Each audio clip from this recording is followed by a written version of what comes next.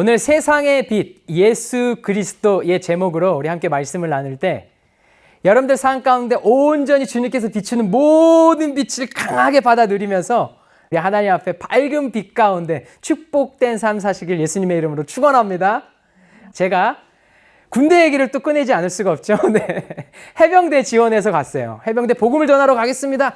다른 신학생들이 다 육군, 해군, 공군으로 가면 해병대 누가 복음을 전하겠습니까? 하면서 제가 해병대 복음을 전하기 위해서 갔습니다. 지원해서 가서 여러분들 백령도라는 섬 있죠? 그 옆에 작은 대청도라는 섬에서 근무를 했습니다. 처음 이병으로 딱 들어가면요. 군기를 잡기 위해서 선임들이 기합을 엄청나게 줍니다. 잘해도 기합을 주고 못해도 기합을 주고 일단 이 사람의 기를 꺾기 위해서 다루기 위해서 그냥 막 혼내는 거예요. 근데 섬에서 이제 교대 근무를 쓰는데요. 밤 시간에 계속 근무를 씁니다. 밤에 2명씩 짝을 이뤄서 이렇게 보초를 서게 되는데요. 바로 앞에는 북한 땅이 보이고 그것을 바라보며 적군이 쳐들어오는지 안 쳐들어오는지를 감시하는 거예요.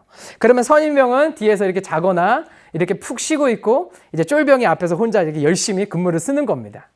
근무지까지 걸어서 한 20분 정도가 걸어서 가야 되는데요. 여러분들 생각해 보세요. 선임들이 가만히 두겠습니까? 신병을?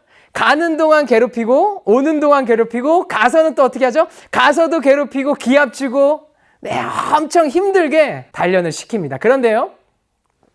이런저런 기합을 다 주다가요. 유독 저를 그렇게 괴롭히던 선임이 한 명 있었어요. 지금도 기억나요. 근데 제가 신학생인 것을 딱 알고 얘가 교회 다니고 얘가 앞으로 목사 될 얘기구나. 딱 알고는 아주 기발한 기합을 생각해놔서 딱 저한테 기합을 주는 겁니다. 여러분들 궁금하시죠? 기대되시나요? 제가 어떻게 괴롭힘을 당했는지? 저희가 이제 해안포라고 해가지고 해안 앞에 큰 대포를 두고선 이제 북한을 향해서 대포를 쏘는 거 해안포라 그래요. 그 기지가 있는 곳마다 가가지고 이제 근무를 쓰는데요. 그런데 우리가 근무를 쓰고 있는 해안포 바로 옆에도 옛날에 쓰던 해안포 진지가 있었습니다. 그래서 거기는 이제 예전에 썼던 데니까 왔다 갔다 해서 알죠. 제가 가끔 가가지고 뭐 청소도 하고 해서 잘 압니다. 근데 여기서 거기까지는 걸어가는 데만, 산으로 올라가는 데만 한 30분이 걸려요. 걸어가면, 천천히 걸어. 왜냐면 이 산에서 내려와서 해안을 또 걸어가서 저 산으로 올라가야 되거든요. 그리고 그 진지가 중간에 있거든요. 한 30분 걸립니다. 그런데 그 선임이 뭐라 그랬게요? 저한테 어떤 불빛도 가져가지 말고 프레쉬는 챙겨가라. 근데 불빛을 켜는 순간 보이는 거예요. 왜냐면 하도 껌껌하니까. 다 보이는 거예요. 그래서 그냥 껌껌해서 맨 몸으로 올라가서 맨 눈으로 올라가서 거기까지 올라간 다음에 거기서 왔다는 표시로 자기한테 후레쉬를 붙이라는 거예요. 그런데 걸어서 제가 뭐랬죠? 걸어서 올라가는데 30분이라 했죠? 근데 걸어가면 안 되죠. 기압이니까. 10분 만에 올라가라. 이거 재겠다, 초를. 10분 만에 뛰어 올라가서 가서 이거를 깜빡여라. 딱 하는 거예요. 이 섬이다 보니까 군사지역이다 보니까 아무도 없어요. 아무도 없어요. 오직 짐승들만 있는 그 산을 혼자 뛰어 올라가야 하는 거예요. 여러분들 귀신 잡는 해병이라고 하지만요. 성공한 사람이 없었다라고 합니다. 근데 왜냐하면 이게 이해가 가요. 성공한 사람이 없었다는 거예요. 왜냐하면 중간에 산짐승을 만나거나 부스럭거리는 소리가 들리면 아무도 없는 곳에 하면 너무 무서워서 막 다 소리 지르면서 뛰쳐 내려온다라는 거예요. 그럼 내려오면 이제 어떻게 해야 되는 거야? 내려올 줄 알고 와가지고 두드려 맞는 거예요. 그걸 기대하고 거기 시키는 거예요. 거기에는 염소 천지입니다. 염소가 엄청 많아요. 염소들은 이제 바위에도 막 이렇게 매달려 있거든요. 조그만 거에서는. 근데 잘못하면 정말 귀신 들려서 내려온 판국인 거예요. 그 선임은 제가 두려움에 떨면서 실패할 것이라고 확신을 하고, 그렇지, 너 신학생이라 그랬지, 니 뭐 하나님 믿는다 했지, 앞으로 목사 된다 그랬지, 잘 됐다, 너 이거는 안 될 거다 라고 하면서 그 기합을 딱 준 겁니다. 근데 저는 어땠을까요, 여러분들? 어땠을까요? 그 얘기를 듣는 순간 너무나 좋았습니다. 이걸 기합이라고 주는 건가? 맨날 이런 기합만 받았으면 좋겠다. 아주 이거는 편안한 기합인데? 뛰어서 10분 올라가는 거는 그때 뭐 20대 초반이었으니까 문제도 아니었습니다. 오히려 아무도 없는 그 아름다운 산을 혼자만 만끽하면서 염소 만나면 인사도 하고 동물 만나면 인사하고 신학교에서 산에 올라가서 기도했던 게 있는데 기도하면서 고양이 만나면 인사하고 고양이가 제 앞길을 막 인도해줬어요.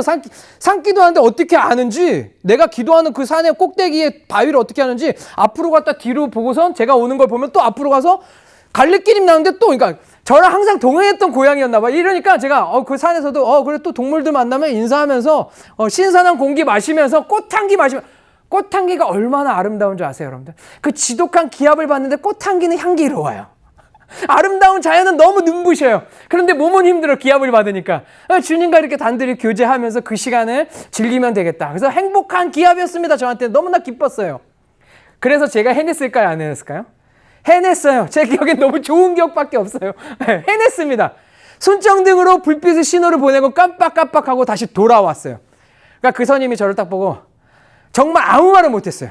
보통은 잘해도 혼낸다 그랬잖아요. 아무 말을 못하는 거예요. 그 부대에 소문이 쫙 났습니다. 어떻게 소문이 났을까요? 어떻게 소문이 났을까요? 죄송해요. 대단하다. 이렇게 소문 났을까요? 아니요. 얘는 예수 믿는 애라서 겁주고 이러한 방식으로 기합을 주면 안 된다. 효과가 없다라는 거예요.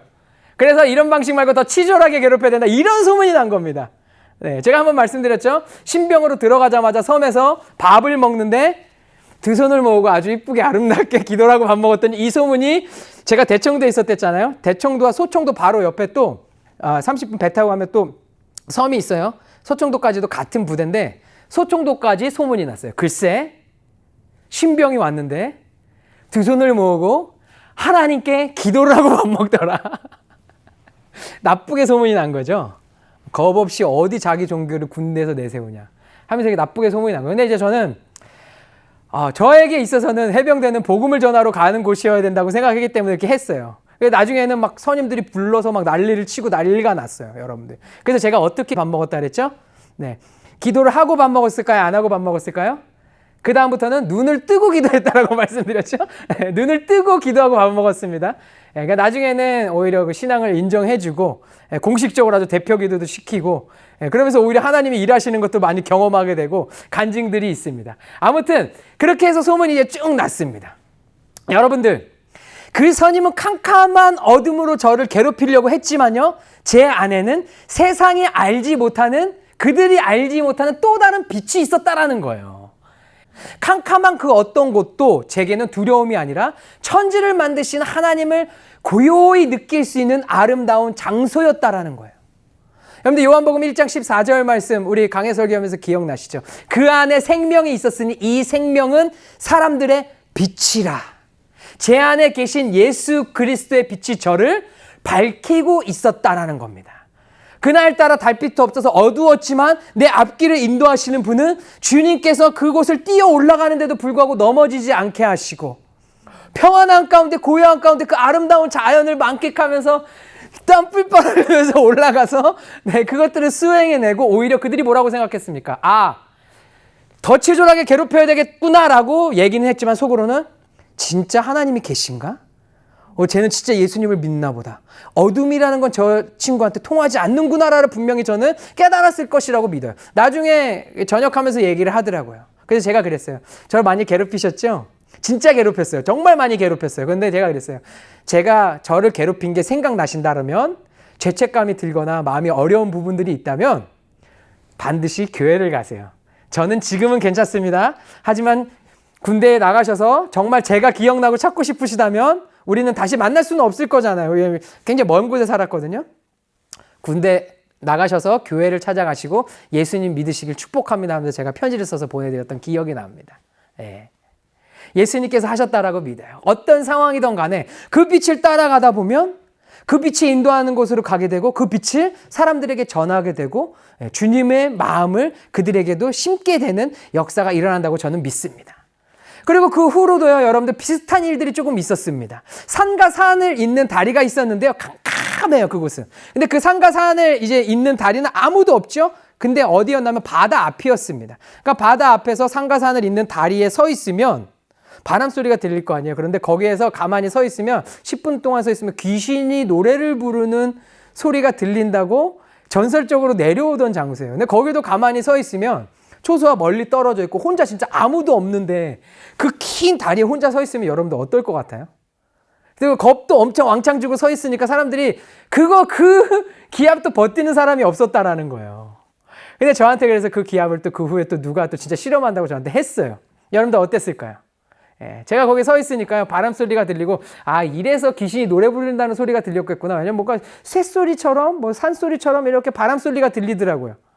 그런데 저는 너무 좋았습니다. 10분 동안 그냥 서 있을 수 있으니까 얼마나 좋아요. 얼마나 행복합니까? 거기 서 있는데요, 세상 편했어요. 네, 정말 한숨 잘 뻔했습니다. 바람 소리가 찬양 소리처럼 들리는데요. 그랬더니 그 선임이 보더니 너 안 되겠다. 그거는 안 되겠다. 너 진짜 예수님이니까 이건 안 되겠구나. 너한테는 이거 진짜 안 되겠다. 다시 저를 부르는 거예요. 저는 어느 곳을 가든지 예수님과 함께였기 때문에요. 예수님이 빛이 제 안에 있었기 때문에 외부의 그 어떤 어둠이나 말들이 저를 두렵게 하거나 넘어뜨릴 수 없었습니다. 오히려 주님과 교제하는 가장 평안하고 행복한 시간이 되었다라는 거. 다른 사람들은 두려워하는 그곳을 저는 하나님과 만나는 마치 골방과 같이 평안하고 자유함이 있는 그 장소로 받아들였다라는 겁니다. 이것이 바로 오늘 예수님께서 우리 모두에게 주시는 약속입니다. 이 말씀에 기록하고 있는 메시지라는 거예요. 오늘 본문에서 예수님은요, 영적으로 캄캄한 어둠에 갇혀 있던 세상을 향해서 내가 바로 빛이다 라고 말씀하셨습니다. 오늘 이 아침에 예수님의 말씀 앞에서 내 삶의 어두운 영역을 모두 다 예수 그리스도의 빛 가운데 가지고 나와서요, 태양보다 밝은 빛의 비추심을 받으시길 예수님의 이름으로 축원합니다. 속속들이 내 삶의 모든 영역들이 빛 가운데 비추심을 받아서 하나님의 인도하심을 받아서 넘쳐흐르는 생명수의 강 가운데 축복을 누리는 여러분들 되기를 간절히 소망합니다. 모든 어둠을 다 몰아내시는 유일한 빛이신 예수 그리스도를 깊이 만나시고 그 빛을 따라가는 축복을 누리는 저와 여러분들, 우리 더 블레싱 교회 되기를 간절히 소망합니다. 우리 옆에 있는 분들한테 한번 고백할게요. 예수님은 당신의 빛이십니다. 빛으로 나오세요. 네. 아멘, 아멘. 네. 우리 예수님은요, 사람들에게 자신이 누구인지 밝히 드러내 말씀하셨을 뿐만 아니라요, 그 빛을 따르는 자들에게 주시는 축복의 약속도 주셨습니다. 바로 12절에 기록되어 있는데요. 이 말씀은 초막절, 거대한 등잔불이 성전 뜰을 밤새 비추던 상황에서 주어진 말씀입니다. 예루살렘 전역을 밝히던 사람들이 인위적으로 만들어냈던 그 등잔빛 앞에서 우리 예수님은 나는 이곳 예루살렘뿐만 아니라 온 세상을 비추는 빛이다라고 선포하고 계시는 말씀이다라는 거예요. 우리 12절 말씀 한번 다 같이 다시 한번 읽어볼까요? 시작. 예수께서 또 말씀하여 이르시되 나는 세상의 빛이니 나를 따르는 자는 어둠에 다니지 아니하고 생명의 빛을 얻으리라. 여기서 따른다라는 의미는요, 한번 슬쩍 쳐다보는 것이 아니라요, 지속적으로 평생에 걸쳐서 그분을 쫓아가는 제자의 삶을 살아가는 자를 말하는 겁니다. 잠시 따라갔던 자들이 아니라는 거예요. 마치 광야의 이스라엘 백성들이 밤새도록 불기둥만을 바라보면서 그 기둥이 움직이면 함께 움직이고 멈추면 함께 멈춰섰던 것처럼 우리 인생의 모든 걸음을 비치신 예수님께 맞춰서 따르는 자에게 예수님께서 뭐라고 지금 말씀하고 있는 거죠? 약속하고 있는 거죠. 첫 번째, 어둠에 다니지 아니한다라고 약속하셨습니다. 진짜 이 빛이 없는 어둠이어도 예수님과 함께하는 자는 그곳은 밝히 드러나는 천국과 같은 장소다. 밝히 비춰주는 환한 장소가 된다라는 거예요. 어둠, 죄와 무지, 절망과 죽음의 권세를 말하는 겁니다. 절대 이것을 다시는 받아 누리지 않게 될 것이다. 예수님을 믿는 자는 그래서 영원히 사는 어디에 가는 거죠? 천국에 가는 겁니다. 마지막 때 예수님 나팔 불 때 우리는 어디로 올라간다 그랬죠? 어린 양의 혼인잔치로 올라간다. 예수님을 믿는 자는 천국을 소유한 자가 된다라는 겁니다. 그 어디나 하늘나라를 경험하게 된다라는 거예요. 예수님을 따르는 사람은 더 이상 어디로 가야 할지 몰라서 방황하는 삶을 살지 않게 된다라는 겁니다. 죄의 종이 되어서 끌려다니는 삶을 우리는 살지 않습니다. 세상에 끌려다니지 않습니다. 사람들의 시선과 사람들의 말에 끌려다니지 않습니다. 빛이신 주님께서 우리의 갈 길을 밝히 비춰주시고 우리의 죄의 권세에서 건져내시기 때문이다라는 거예요. 두 번째, 예수님 말씀하셨습니다. 생명의 빛을 얻을 것이다. 예수님 안에 있는 그 영원한 생명이 우리 안에 들어와서요, 우리 자신이 빛의 자녀가 되는 놀라운 변화를 경험하게 된다라는 거예요. 이제는 더 이상 세상의 종로로 타는 어둠의 자녀가 아닌 하나님께서 우리를 양자 삼아 주셔서 하늘의 권세를 가진 하나님의 자녀된 권세를 가지고, 권위를 가지고 살아가게 된다라는 거예요.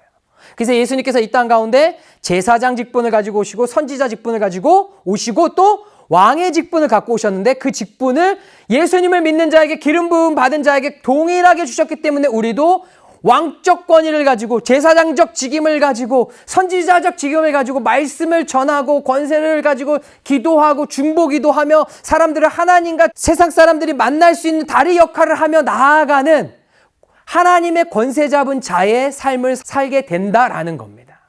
죄의 종에 대해서 끌려다니는 삶을 우리는 더 이상 살지 않게 된다. 축복을 누리는 삶을 살아가게 된다라는 겁니다. 요한복음 1장 4절 말씀. 그 안에 생명이 있으니 이 생명은 사람들의 빛이라. 할렐루야. 예수님을 믿는 것은요, 생명의 근원이신 예수님과 연합해서 우리 자신이 생명을 주는 빛의 통로가 된다라는 겁니다. 누군가는 집 안에서, 누군가는 가족 중에서, 누군가는 직장에서, 학교에서 제사장과 같이 예수님을 따르는 빛의 자녀의 모습으로 예수님의 빛으로 환히 밝히는 역할을 해야 그곳에서 평안이 생긴다라는 거예요. 그곳에서도 하나님의 빛이 밝게 비춰진다라는 겁니다. 그 역할, 지금 이 말씀을 듣고 있는 우리에게 주신 사명인 줄 믿습니다. 그 역할 이제는 저와 여러분들이 해야 된다라는 겁니다. 13절에서 바리새인들이 즉시 반박을 하죠. 어둠은 빛을 이해할 수 없어요. 어둠은 항상 빛을 반박하게 되어 있습니다. 자, 13절 말씀 볼까요? 바리새인들이 이르되 네가 너를 위하여 증언하니 네 증언은 참되지 아니하는도다. 증언이라는 말이 나죠. 법적 용어를 갖고 들어온 겁니다. 그들은 율법의 규정, 즉 두세 증인의 증언이 있어야 참되다라는 법적 논리를 들여댄 거예요. 예수님 앞에서. 이제 법적 용어를 들이대면 예수님이 꿈뻑 죽을 줄 알았던 거죠. 당신 혼자 내가 빛이다라고 주장하는 것은 법적으로 효력이 없습니다. 말도 안 되는 소리 하지 마세요 라고 얘기하려고 합니다.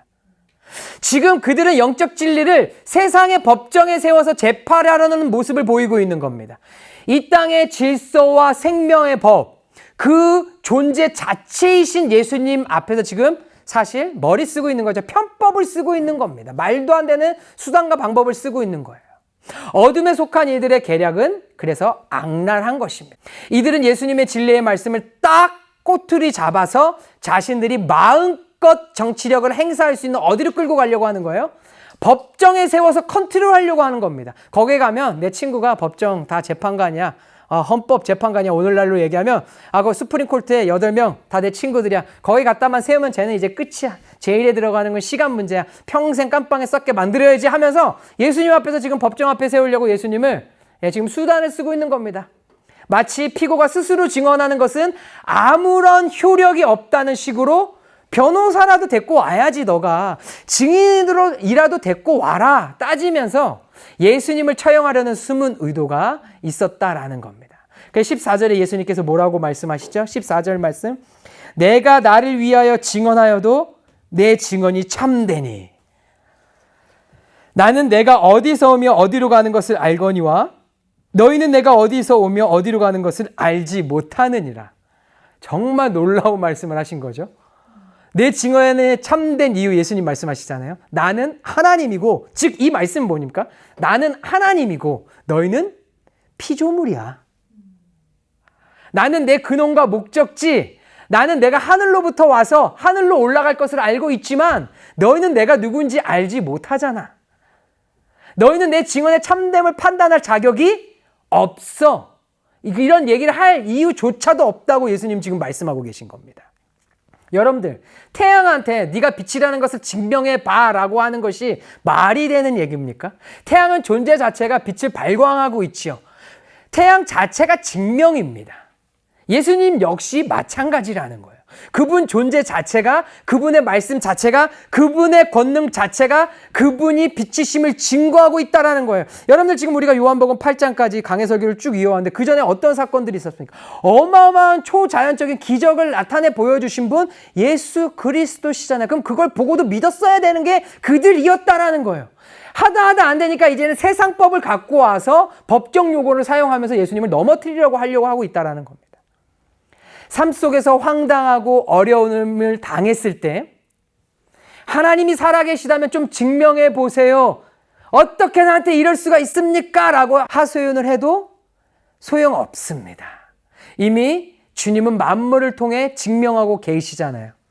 이제는 우리가 주의 빛을 깨닫고 인정하고 내 안의 빛을 보지 못하도록 막고 있는 영적 무지의 색 안경을 벗어내야 하는 일이 남아있는 거지, 주님한테 증명해 보세요라고 말할 소용이 없다라는 겁니다. 그래서 사실 저와 여러분들은 간증하잖아요. 다 그런 간증들이 있으시잖아요. 그래요, 주님 맞습니다. 제가 어리석었습니다. 제가 몰랐습니다. 제가 틀렸습니다. 하나님은 나를 위해서 이렇게 큰 뜻이 있으셨는데, 주님은 나를 위해 먼저 이렇게 다 준비해 놓고 기다리고 계셨는데, 주님 빛을 이리저리 피해 다녔던 것 내 잘못입니다. 회개합니다. 그리고 그럼에도 불구하고 그 빛을 끊임없이 계속적으로 나에게 밝혀 비춰주셔서 감사합니다. 여러분들 이런 간증들 한 번씩 하고 계시잖아요. 그렇죠? 어리석었던 것은 나였지.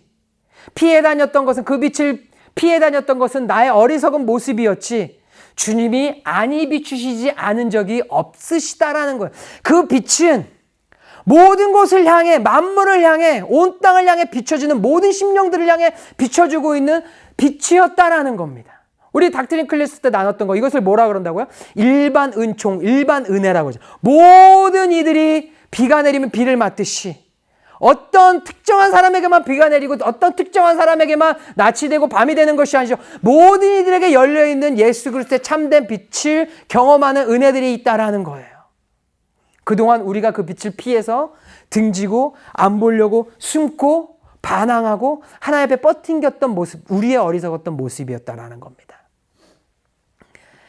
우리는 지금 각자 다른 삶의 환경 속에 있지만요, 지금 나를 향해 비춰주시는 성령의 빛이 나를, 우리를, 우리 가정을, 우리 교회를 가장 선한 길로 인도하시는 최고의 축복인 것을 믿고 나아갈 때, 신뢰하고 나아갈 때 주님께서 감사하는 자들에게 생각하지도 못할 더욱더 놀라운 은혜의 선물로 풍성히 베풀어 주실 줄 믿습니다. 아멘? 아멘. 신뢰해야 된다라는 거예요. 이 빛 가운데 나아가면 태양빛이 너무 뜨거워서 나는 타 죽을 거야 라는 이상한 불신의 생각을 가지면 안 된다라는 겁니다. 이 빛 가운데 나아갈 때 내 삶은 안전하다. 가장 선한, 가장 좋은 길로 인도하시는 빛이 바로 이 성령이 비추시는 빛이다. 말씀의 빛이다. 여러분들 입술로 고백하고 마음으로 되새기고 하나님 앞에 간증하고 계속 마음속으로 이것들을 되새기면서 하나님 앞에 나아갈 때 주님께서 생각지도 못한, 나의 기도하는 것보다 넘치도록 베푸시는 하나님의 은혜가 여러분들 삶 가운데 있을 줄 믿습니다. 아멘. 우리 15절 말씀에서 예수님은 바리새인들의 문제를 지적해서 말씀하십니다. 15절, 너희는 육체를 따라 판단하나 나는 아무도 판단하지 아니하노라. 육체를 따라 판단한다라는 것은요, 인간적이고 세속적인 기준으로 눈에 보이는 겉모습만으로 판단한다라는 뜻이에요.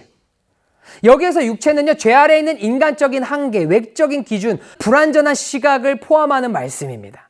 바리새인들의 눈에는요, 눈에 보이는 것만으로 예수님을 판단하고 평가하려고 들었다라는 거예요.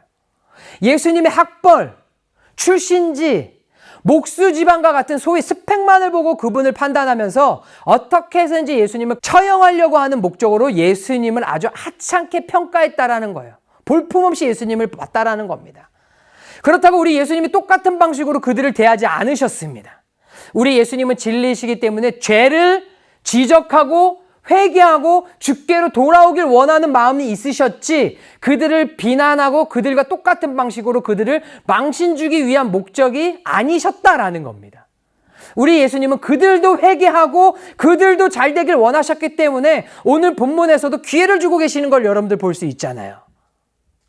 그래서 하나님께서는 선택하셨던 이스라엘 민족, 지금도 끝까지 돌아가길 위해서 하나님께서 열방을 통해서 중보자들을 세우시고 기도자를 세우시고 그 땅 가운데 또한 선교사들을 파송하시고 오히려 그 땅에 선교사님들이 가셔서 복음을 전하고 있습니다. 끝까지 포기하시지 않으시는 하나님의 마음을 우리는 오늘 이 시대에도 말씀을 통해서, 시대를 통해서 알 수 있다는 거야. 지금 이 말씀에 기록된 자들, 율법 지도자들, 바리새인들, 유태인들, 그들을 망신 주고 비난 주고 너네는 그래, 아유 너는 끝났어, 너는 안 되겠다. 여러분들 아시잖아요. 사람들 진짜 싫어하면 사람들한테 여러분들 뭐라고 얘기하죠? 너는 말해도 안 돼. 그래 그렇게 살다가 죽어라. 완전 저주를 퍼붓는 거죠. 아예 관심도 없고 아예 그냥 신경도 쓰고 싶지 않다라는 거야. 그냥 네 멋대로 하다 그렇게 살아라. 포기하는 겁니다. 하지만 예수님은 이 모든 이들을 사랑하셨다라는 거예요. 지금까지 끝까지 모든 이들을 사랑하고 계신 분 예수 그리스도시라는 겁니다. 그래서 세상이 멸망해서 다 지옥으로 가길 원하는 마음이 아니라 다 진리 가운데 구원받길 원하는 것이 예수님의 심정이었다라는 거예요. 그래서 그들이 죄를 지적하시고 회개하고 돌아오라고 외치고 계시는 겁니다. 요한복음 3장 17절 말씀 한번 다 같이 찾아볼까요? 앞으로 몇 장만 넘겨볼까요? 요한복음 3장 17절 말씀. 너무나 잘 알고 있는 요한복음 3장 16절 뒤에 있는 구절이죠. 다 같이 한번 읽어보겠습니다. 요한복음 3장 17절 시작. 하나님이 그 아들을 세상에 보내신 것은 세상을 심판하려 하심이 아니요 그로 말미암아 세상이 구원을 받게 하려 하심이라. 아멘. 우리 예수님은 지금도 이 마음을 변치 않으십니다. 미쁘신 하나님, 신실하신 하나님. 주님은 여러분들이 성령의 비단에서 잘 되길 원하시고 또한 나를 통해 세상의 구원의 길로 나아오길 원하시고 계신다라는 거예요.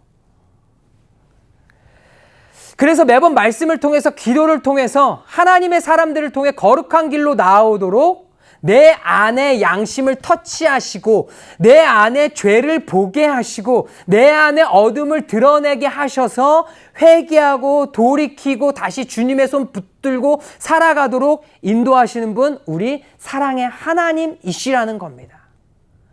우리 주님께 나오는 자는요. 그 누구도 우리 주님이 정죄하지 않으시고 사랑의 품으로 안아주시고 우리를 간절히 원하고 애타게 기다리고 계신 분 하나님 아버지이십니다. 아멘. 아멘. 주께로 오면 용서가 있고요. 오면 축복이 있습니다. 오면 사랑이 있고 오면 생명을 얻습니다. 그래서 주께 지금 우리는 가야 합니다. 더 가까이 가야 합니다. 그냥 머물러 있으면 다 썩는 거예요. 다 경험해 보셨잖아요. 캄캄한 어둠에 있다가 후레쉬 불빛을 딱 갑자기 켜게 되면요. 앞이 안 보입니다. 그래놓고 또 주님이 내 눈을 멀게 하셨다라고 하면 안 되는 거예요. 빛과 친해지고 빛 안에 있으면 눈 멀지 않습니다. 환한 곳에서 더 밝게 보게 되는 거예요. 주님과 친밀한 사랑의 교제를 나눌 때에 더욱더 풍성하고 큰 그 깊이 있는 하나님의 사랑의 마음을 알게 되고 세심한 주님의 터치에 더욱더 세심하게 하나님 앞에 감사드리고 영광 올려드릴 수 있게 된다라는 겁니다. 할렐루야. 그 은혜와 축복이 여러분들 가운데 충만하기를 예수님의 이름으로 축원합니다. 자, 우리 17절과 18절 말씀 한번 보도록 하겠습니다. 너희 율법에도 두 사람의 증언이 참되다 기록되었으니 이들이 법을 들이대니까 이제 예수님께서 진정한 법으로 말씀을 하시는 거예요. 18절 말씀 내가 나를 위하여 증언하는 자가 되고 나를 보내신 아버지도 나를 위하여 증언하시느니라. 좋다. 너희가 율법대로 두 명의 증인을 요구했냐? 여기 두 명의 증인이 있다. 예수님 말씀하시는 거예요. 첫 번째 증인은 바로 나 자신이다. 그리고 두 번째 증인은 나를 보내신 하나님 아버지시다. 네. 여러분들 지금 이 말씀을 이해하고 계신 거예요. 웃으시는 거는. 이 상황 속에 지금 들어가 계신 거예요. 어마어마한 말씀하신 거죠. 이 말씀을 하셨을 때 주변의 사람들의 그 시선과 지금 반응이 여러분들 어떨지 지금 딱 상상이 되시죠. 하나님 아버지께서는 어떻게 예수님을 증언하셨죠? 침례 요한을 통해 증언하셨잖아요. 예수님께서 행하신 놀라운 표적들을 통해서 이미 또한 증언을 하셨잖아요. 그리고 구약 성경에 이미 예언되어 있었던 메시아 증언들을 통해서 하나님 아버지는 끊임없이 독생자 아들이신 예수 그리스도를 증언하고 계셨다라는 겁니다. 지금까지도. 이처럼 예수님의 증언은 구속사 전체를 뒷받침하고 있는 증언, 증거, 선언이다라는 거예요. 그래도 바리새인들은 여전히 깨닫지 못하죠. 19절 말씀 뭐라고 하고 있죠? 네 아버지가 어디 있냐? 네가 목수 집안인 걸 내가 뻔히 다 알고 있는데 요셉 데리고 와. 요셉 데리고 또 이러고 있는 거예요. 요셉 데리고 와. 얘네 결혼할 때부터 이거 잘못된 것 같더라. 내가 보니까 어디에서 뭐 하면서 또 이제 집안 타령하는 겁니다. 근데 예수님 말씀하시죠? 너희는 나를 알지 못하고 내 아버지도 알지 못하는도다. 나를 알았더라면 내 아버지도 알았으리라. 지금 우리가 딱 이 말씀을 보면 누구를 생각나게 하는 겁니까? 예수님을 알았더라면 예수님의 아버지 누구를 아는 거예요? 하나님 아버지를 얘기하고 있는 건데 이들은 지금 이걸 들으면서 내가 너를 아는데 네 아버지 요셉 요셉 내가 아는데 이 생각 완전 다른 생각을 하고 있는 겁니다. 아들이신 예수님을 통하지 않고는 아무도 하나님 아버지를 알 수 없습니다. 예수님을 안다고 하면서 아버지를 모를 수도 없고 아버지를 안다고 하면서 예수님을 거부할 수 없습니다. 예수님을 아는 것이 곧 하나님을 아는 것이에요. 그래서 오늘 여기에서 가장 중요한 분별력, 마지막 시대를 살아가는 저와 여러분들이 가져야 할 가장 중요한 영적 분별력, 예수님을 아느냐, 예수님을 모르느냐에 있습니다. 제가 엄청나게 많이 강조해드렸죠. 닥트린 클래스 때 엄청 수없이 강조해드렸잖아요. 조직 신학, 닥트린 클래스, 교리 시간, 성경을 강조하면 사실 이거를 말을 안 할 수가 없습니다. 영적 분별력, 예수님을 아느냐, 모르느냐. 교회라고 하는데요. 기독교 정통 교단이라고 하는데요. 어디 교단, 신학, 이 신학, 저 신학, 이런 교리 등등등 성경 공부를 한다고 엄청난 진리를 말하는 것 같은데요. 여러분들 한번 분별해 보세요. 앞으로 만나는 그런 교리들, 어떠한 학문들 여러분들 분별해 보세요. 그 안에 예수님을 말하지 않는 이론들이 상당히 많습니다. 분별해 보세요. 다시 돌아가서 다시 한번 생각해 보세요. 그들은 예수님을 말하지 않고요. 하나님만 말합니다. 하나님 100번 얘기하고 어쩔 수 없이 예수님 딱 한 번씩 얘기해. 그러니까 완전 예수님을 부인하는 건 아니에요. 그런데 누구만을 얘기한다? 하나님을 얘기하는 이유는 뭐냐면 예수님을 말 못하는 거예요. 기독론은 대충 지나가고 신론으로 시작해서 신론으로만 시간을 할애합니다. 그래서 제가 항상 강조하는 건 뭐예요? 예수님이 왕이십니다. 우리는 예수님으로 시작해서 삼위일체 하나님을 다 인정하고 존중하고 높이고 예배하는데 우리는 예수님이 왕 되심을, 예수 그리스도 십자가 보혈을, 대속함을, 속량함을, 나를 위한 예수님의 희생을 우리는 항상 높이고 강조한다라는 거. 왜요? 하나님은 신성을 가진 근접할 수 없는 절대자니까 그들은 하나님은 인정한다라는 거야. 그런데 예수님은 우리와 같은, 나와 같은 육신을 입고 이 땅에 오신 것, 일단 믿어야 하는 부분과 아닌 부분을 인간적인 기준으로, 내 기준으로 판명해서 걸러내서 믿어야 하니까 또 나와 같은 육신을 입고 이 땅에 오신 예수님이 하나님이라는 뭔가 절대적인 믿음을 갖기는 어려운 그러한 철학적이고 사상적이고 이념적인 사고방식에 잡혀있기 때문에 예수님을 높이고 예수님께 집중하고 예수님을 강조할 수 없게 된다는 거예요. 그들은 예수님을 강조 못하는 거예요. 그래서 잘 보세요. 그래서 그들이 얘기하는 거는 하나님에 대해서만 강조하고 말을 합니다. 그 예수님이 성육신 하셔서 보인 모본대로, 모범대로 오늘날 저와 여러분들이 살아가면 되는데 이를 오늘날 시대적 문화 배경에 적용하고 싶지 않으니까, 적용할 수 없으니까 일단 예수님은 뒤로 밀어놓고 하나님만 얘기하자 이거예요. 맞는 것 같죠? 다 우리 하나님이잖아요. 근데 우리는 삼위일체 하나님을 다 높이고 사랑하고 믿습니다. 그런데 잘못된 이론에 빠진 사람들은요, 입술로는 믿는다라고 하는데 그들의 이론은 예수님을 높이지 못하는 오류에 빠진다라는 거예요.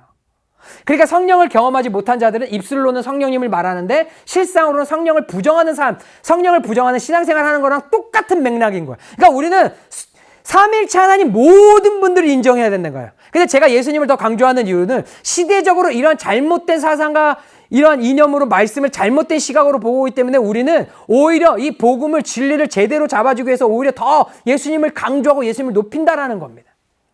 그래서 그들은 다시 한번 여러분들 강조드리지만 예수님의 십자가 대속, 속량, 물과 피를 흘리신 십자가의 희생 죽음은 떳떳하게 고백하지 못하고 그저 하나님의 사랑, 하나님의 은혜만 말하는 거예요.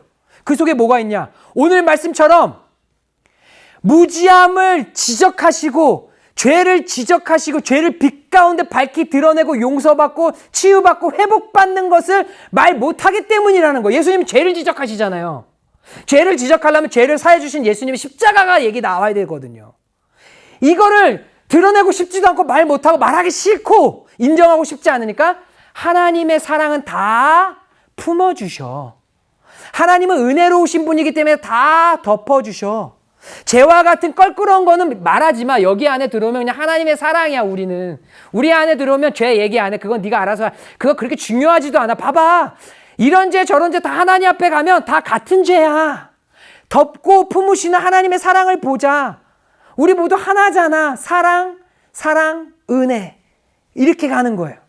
근데 오늘 19절 말씀 예수님 명확히 말씀하시죠. 너희는 나를 알지 못하고 내 아버지도 알지 못하는도다. 나를 알았더라면 하나님 아버지도 알았을 것이다. 지난주 설교 여러분들 기억하십니까? 예수님이 가늠한 여인하고 단둘이 있었을 때 뭐라고 말씀하셨죠? 다시는 죄를 짓지 말라 말씀하셨잖아요. 죄 있는 자가 먼저 이 자를 돌로 쳐라 하시고 사람들이 다 떠났어요. 그 다음에 용서받았구나. 나 이제 천국 가는구나. 아니에요.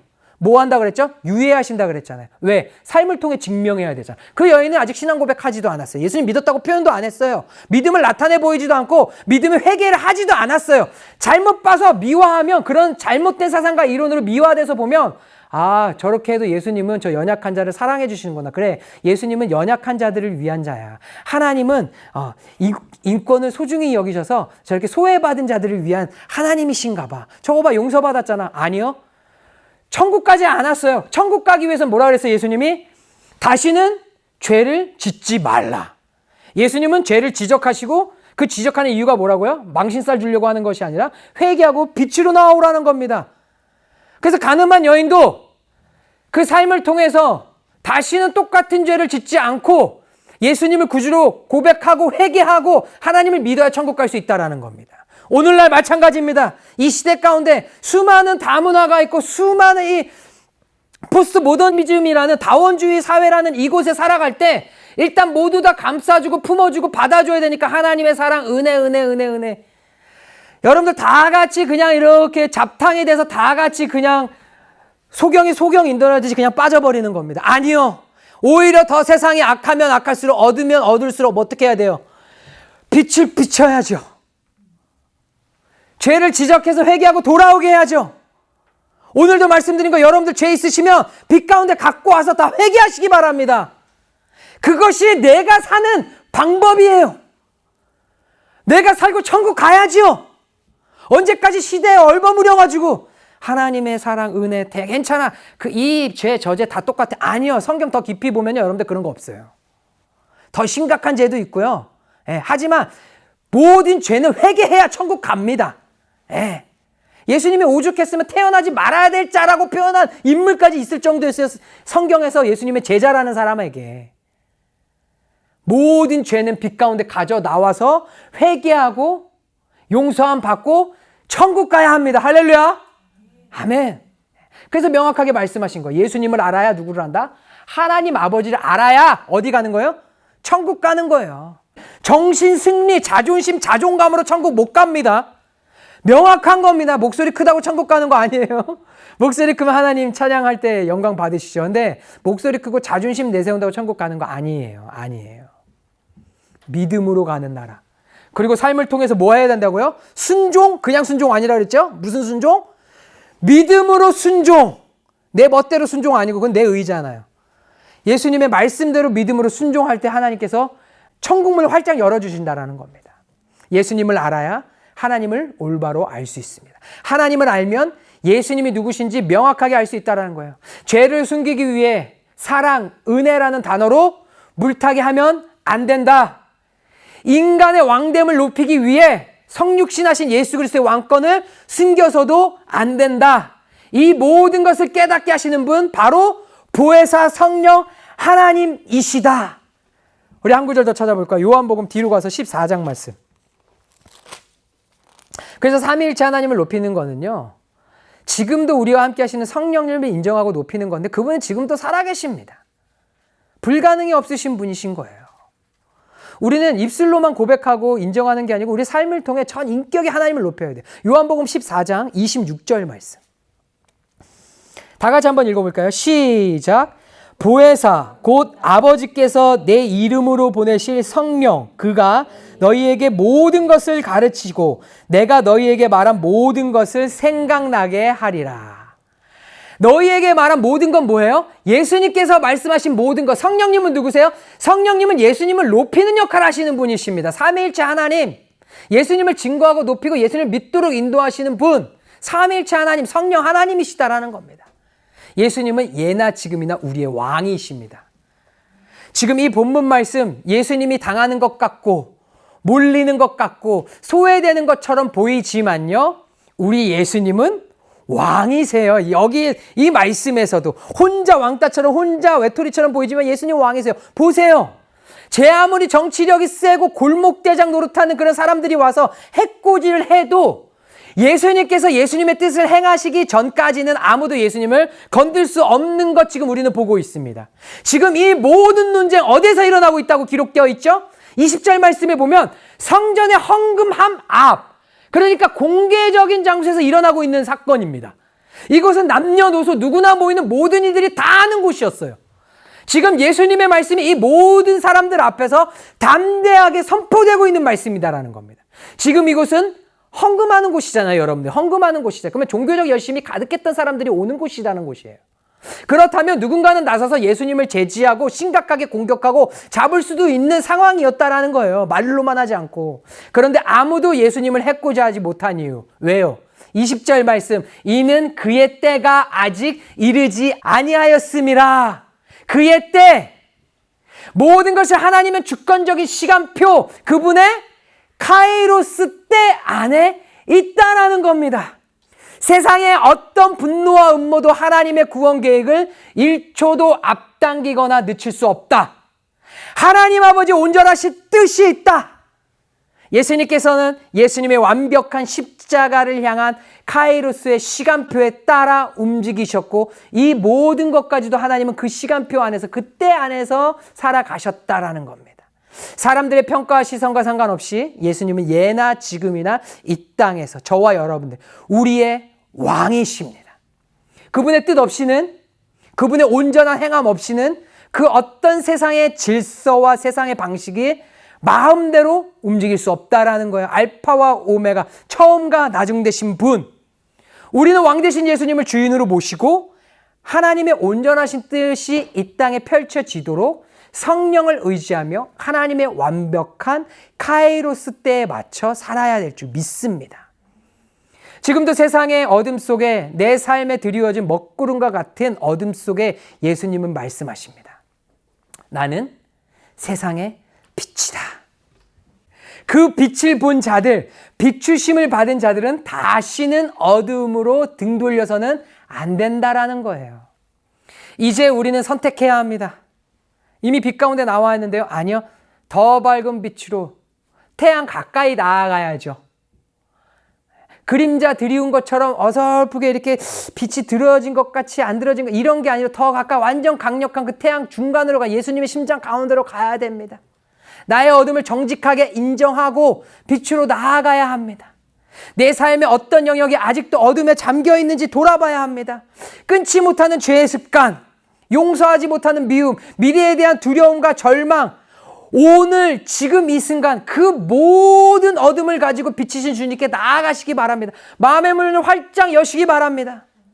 또한 우리는 세상의 기준으로 주님을 판단하던 어리석음을 회개해야 됩니다. 내 생각으로 예수님을 맞춰놓고 예수님 이래 하셔야죠. 저래 하셔야죠. 내가 이렇게 기도했으니까 움직이셔야죠. 이러한 모든 판단력까지도 다 내려놓기 원합니다. 나의 짧은 소견도 하나 옆에 회개해야 합니다.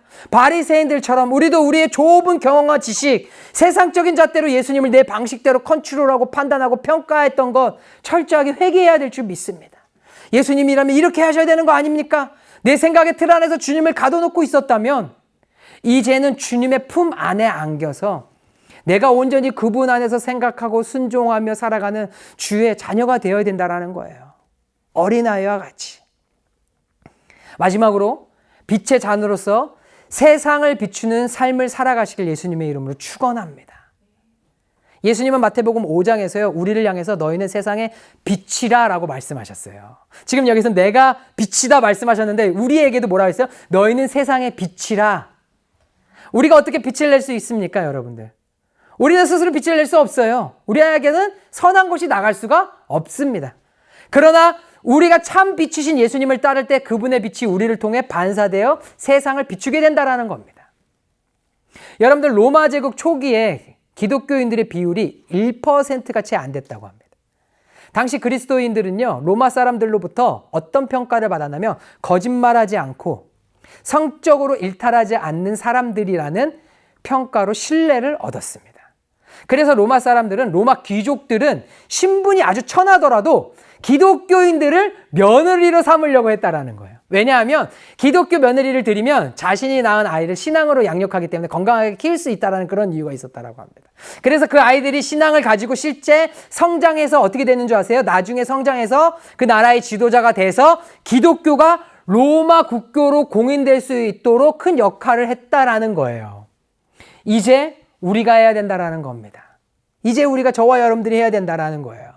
세상이 타락해진다. 세상이 점점 더 마지막 때로 흘러간다. 수없이 말들을 하잖아요. 하지만 그러면 그럴수록 어두우면 어두울수록 빛은 더욱더 반짝이게 되어 있습니다.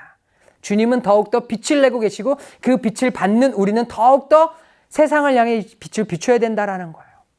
그래도 이곳 엘라바마는 헌츠빌, 메디슨 다른 곳보다 신앙을 지키기 좋은 곳입니다. 여러분들 인정하시죠? 평화로운 곳이잖아요. 이 뜻은 뭐예요? 우리가 더 예수 그리스도의 빛의 증거가 되는 증인으로 살아가는데 부족함이 없어야 된다는 겁니다. 그만큼 더 많이 하나님을 예배하고 높이고 사랑의 고백을 하며 더 밝은 빛을 비추도록 주님 앞에 빛 가운데 더 나아가 세상 가운데 빛을 비추는 삶을 살아야 된다는 겁니다. 마음껏 삶 속에서 복음을 자랑하시길 예수님의 이름으로 축원합니다. 마음껏 사람들을 축복하시고 마음껏 주님을 높이고 성령이 부어주시는 은혜를 가지고 정직함으로 너그러움으로 사랑과 섬김으로 헌신으로 어둠 속에서 방황하는 사람들에게 생명의 빛이신 예수 그리스도의 빛을 비추는 우리 모든 성도님들 되시기를 예수님의 이름으로 축원합니다.